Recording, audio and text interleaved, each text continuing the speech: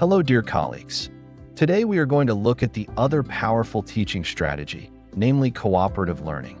In this episode, we will discuss what cooperative learning is, how to implement it, and why it is effective. If you are new here, make sure to subscribe for more videos on teaching and learning. Now let's get started.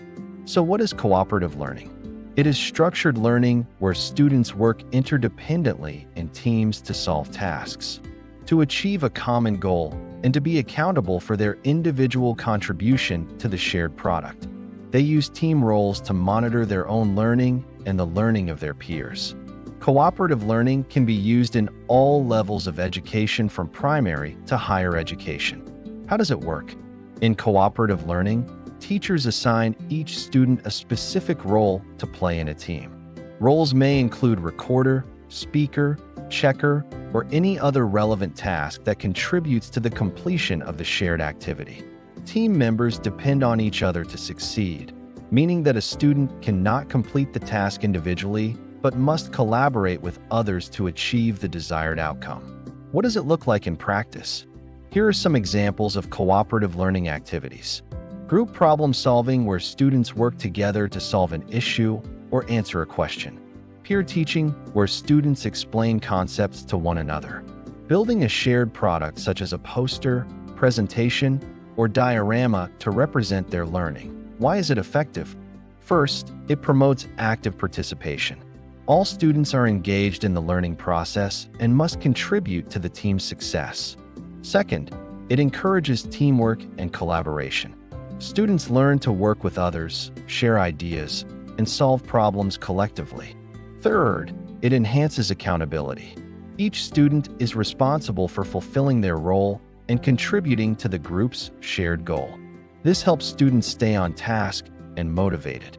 Fourth, it fosters peer learning and support. Students can learn from their peers, receive feedback, and build a sense of community in the classroom. Finally, it caters to different learning styles.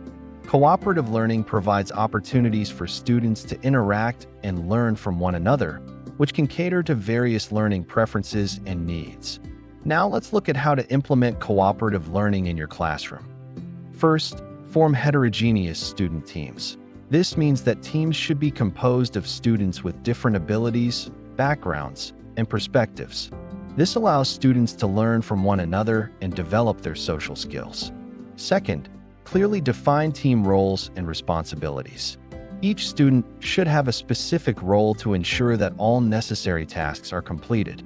Roles should be rotated regularly so that students can experience different perspectives and develop a variety of skills.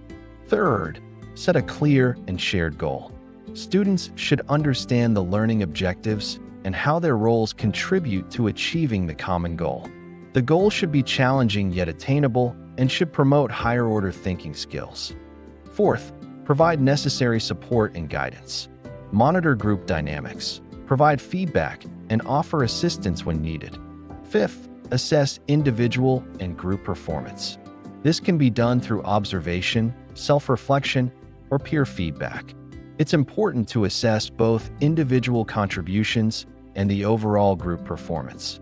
Here are some examples of prompts you can use to generate images for your lesson plans related to cooperative learning. Students working around a table with clearly defined roles. Visuals of team, norms, or goal posters are present. The scene shows shared materials and cooperative effort. A classroom scene vividly illustrating the use of the cooperative learning method. Students engaging in cooperative learning with visible interaction and learning materials. A teacher facilitating cooperative learning with active participation from diverse students. I hope this episode was useful. Please share your experiences and best practices for implementing cooperative learning in your classrooms.